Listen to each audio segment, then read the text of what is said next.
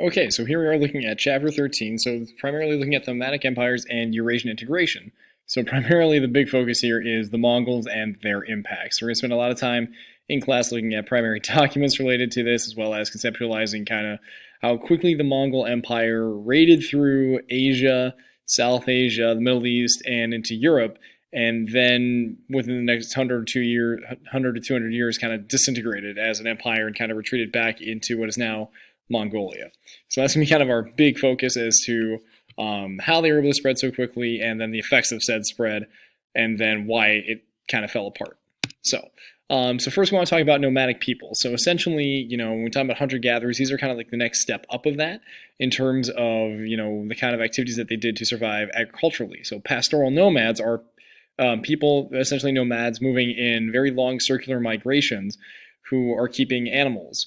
And so that's kind of the pastoral piece, is that they're keeping herds of animals throughout much of their essential lifestyle. So essentially, rely on animals for survival. So, milk, meat, wool, heat. They use their dead bodies for heat in the tools, obvious clothing, and then keeping their yurts warm, which is kind of their version of, movable housing. And so it's cyclical. So they move places over time, sometimes within the year, sometimes over several years, due to the dry and arid climate that they're living on, so that they can't, again, because they're herds in themselves, they can't stay in one place in any one given time in order for their survival. All right. So climate limits the ability to produce extensive agriculture, crafts, or long-term residences. So as we said, similar to hunter-gatherers, which means that when they do come into contact with settled civilizations and settled communities and societies, they do frequently trade with them. But again, it's not anything long term, and it's just for what they need to survive, and then they move on to the next place. Okay, so they'll often trade with settled groups, and then they will lead trade caravans because they know the territory so well and know how to get around what's the shortest places, and they are fairly well paid or get something in exchange for trade. Their societies are typically more gender equitable because when we talk about the fact that they're not settled societies, they don't have a whole lot of extra stuff. There's not a whole lot of extra stuff to fight over. And so the roles are typically shared. And when we look at the Mongols, we'll see kind of what that looks like with the men and the women. So while the men hunt and the women are in charge of the herds, instead of just in charge of gathering food, leads to higher value and respect for the female status because they have to ensure that the herds stay together and that they don't run off. So there's a lot more responsibility on that side, and so men are more willing to look at women in terms of a more equitable viewpoint because of that. All right. And so all these groups, and you can see I kind of misplaced the quotation marks there, all have some sort of similar ancestry, considered to be Turkish groups or Turkic groups, but not necessarily from the area of Turkey. And so that's why, it's kind of, when we try and just use a different term, or when we use that term Turkish nomads, that they're not necessarily all the same group, but they're kind of in that same sort of category of an ancestry, but they're not all from the exact same spot. And Mongolians and the Mongols are essentially, a ancestor of that, just kind of very, again, separated over time as they migrated eastward to Mongolia. So the Turkish conversion to Islam and the migration and effects mostly happens between the 10th and 14th centuries. Again, they're converted when they're captured by slave soldiers during said groups. There's the influence of the Sufis, as we've mentioned in other places, and integration of the integration for social status and economic benefits of the settled society, so they can actually make more wealth, that they can actually get stable living and income, and they don't actually have to continually move from place to place. So they become more settled over time. At least a number of them do. In the regions kind of over here with the Ghaznavids, and then also in here where they will be eventually becoming what becomes the Ottoman Empire or over time. All right, so the Seljuk Turks by the 11th century have taken over the Abbasid dynasty for Islam, okay, as we can see here within this part. And so they're actually able to take over Baghdad and then begin migrating into Anatolia, which is nowadays Turkey, and what was back then parts of the Byzantine Empire. And so you can kind of see this part here in Konya where they begin to move, and then they start eventually building more and more pieces off of that over time. All right, increasing the rate of Islamic conversion and their control and Islam's control of the area, especially with the Byzantines. So even though we haven't really mentioned them yet, that is going to be a big conflict for Islamic Islam spread. Is their main contact here and their border steps to Europe is the Byzantine Empire. All right.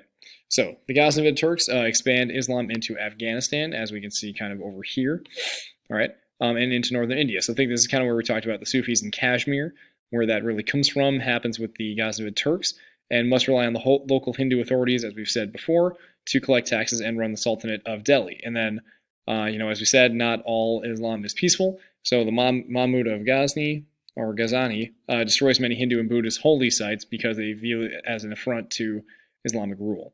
So these are the migrations, and again, it continues to spread throughout the region. All right, and these are kind of, as we said, the effects, and they actually, as we said, didn't get rid of the Abbasid dynasty, they just kind of took over. All right, so where this comes in with the Mongols, all right, so Mongol tribes and clans are similar to other nomadic groups, but mostly remain isolated with occasional alliances. So again, kinship relationships are really, really important, just as they are with other pastoral nomadic groups. And there's no one real person in control. The book kind of details what it would take for one member to actually rise to the ranking of Khan, Khan meaning ruler. So if you ever heard that term, this is kind of where it's coming from, like Genghis Khan or Chinggis Khan is how his name is actually said. And then, his, offspring, Ogadai, and then Kublai Khan. Okay, again, these are just another word for the name king or ruler. All right, and so there's occasional alliances between them. You can kind of lead a group for a little while, and then typically you're supposed to give up power, again, based on equity. And so until the rise of Chinggis Khan, and the book details how he comes to power. All right, so he reforms the organization away from tribes and clans, and essentially, instead of doing it based on family name and keeping family associations and ties, which are important, and there's no question there, he moves it instead to, again, much as we looked with Confucianism in China, or what Confucianism in China was supposed to be, based on talent and loyalty. So instead of necessarily your family name and how important you are to the whole Mongol experience, or, I'm the son of such and such, that's not important to Chinggis Khan.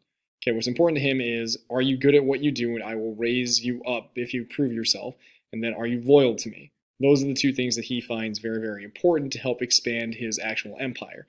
Because the Mongols themselves are about less than 1 million people, maybe 2 million people, at the time that they're able to rise up and conquer, and you can kind of see the map here, I know my face is in the way, the Mongol Empire and the Khanates and the Ilkhanates that kind of rise up as, as Chinggis and his offspring and descendants and relatives kind of take all this power and take all this land. So that's kind of where he places that emphasis. Okay.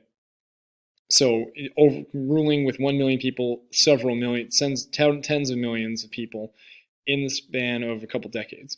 So the Mongol military is really exceptional in terms of what they're able to succeed at. So they have, as we said with pastoral nomads, they rely on horses, aided by the stirrup, which is this little thing here that allows them to stay saddled to the actual animal, so that they can, as this guy, is turning almost completely around on the horse, and that way he stays in place and doesn't actually have to get off the horse. It's not an awkward angle. Okay, the stirrup keeps him there so that he can ride the horse and continue to fight. Okay, so their focus is speed, horses, archery, and terrorizing them. I should say them, their enemies. And so that's kind of the whole premise of how the Mongols are able to expand their, essentially their strengths, because other armies are kind of on foot. The Mongols rely on the speed of the horses, and they're not just going to sit there and, charge in. They will literally just attack and run, attack and run, attack and run until the other side is decimated. Okay, and mind you, they are essentially warriors their whole lives, so they are trained, prepared for this. Other forces that are, again, fighting internally, so again, think within China, think within the caliphates, within, Islam, that there's a lot of infighting and, not a lot of actual long-standing armies. The Mongols are essentially a long-standing army. So they have that experience, they have that loyalty, and are very well organized, and the book, again, lays that stuff out. Often fight people who are divided by internal conflict. So another thing within the terror part was the way in which Mongols treated their captors, or the people that they captured, or conquered. Okay, conquered people are treated well if they surrender without a fight. Essentially, they only have to give tributes and taxes to their areas. Their cities are left intact. People are not massacred. And then they add the weapons and technology, regardless if they conquered them or by, peaceful means or by, actual fighting. So they'll add that stuff in order to expand their empire and expand their ability. So things like battering rams, catapults, gunpowder from China. that allow them to attack fortified cities and castles, essentially, for why they're able to be successful with this, because, horses aren't going to get over a wall, all right? So that's where the catapults and the battering rams are added as they, again, are expanding this. So you can talk about, the effects of trade and adding cultural pieces with technology to make the Mongols a more superior fighting force.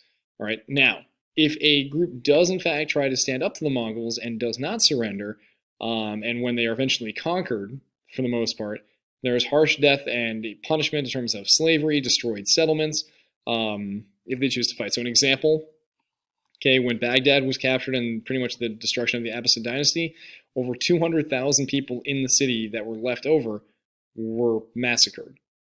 All right, that could not fight back, didn't try to fight back, they were massacred.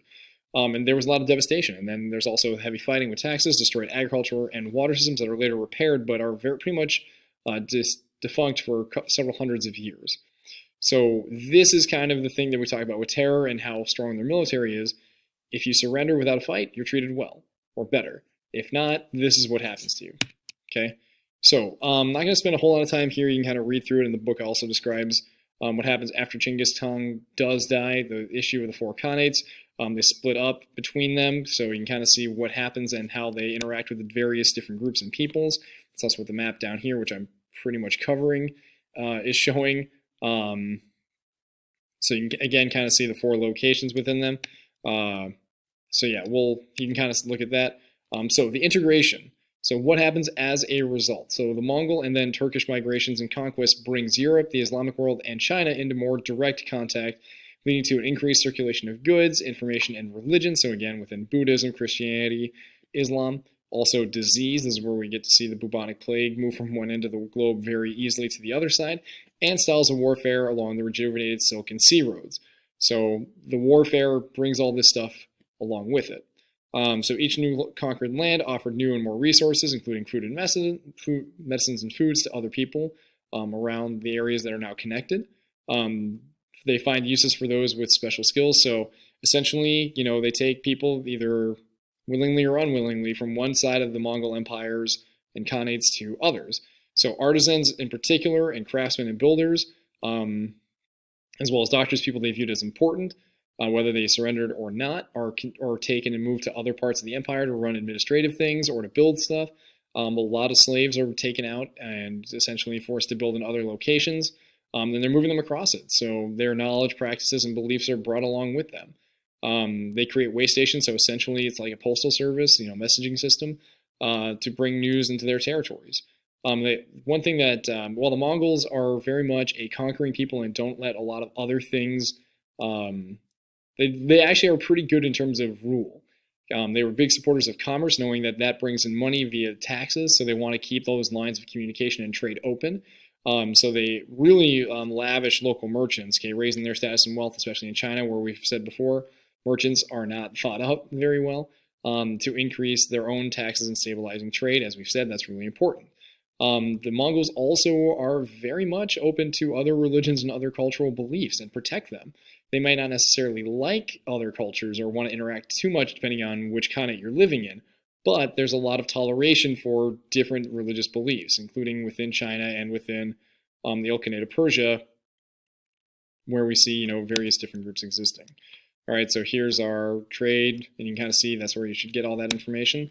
And so what ends up being the downfall of the Mongols, and again, this is a very quick video. The John Green one is so great. That I have that link at the very end of the presentation, or the end of the PowerPoint, is what kind of helps lead to the downfall. And that is, poor leadership, which is one of the reasons they divided into 4 areas after the death of Chinggis. Okay, a lot of infighting with that, reliance on local authorities, because the Mongols don't know how to run an empire, so they're relying on people from China, people in India, people in Persia, people in parts of Europe to run the areas for them, and that leads to increased resistance and rebellions because they can't run them without it.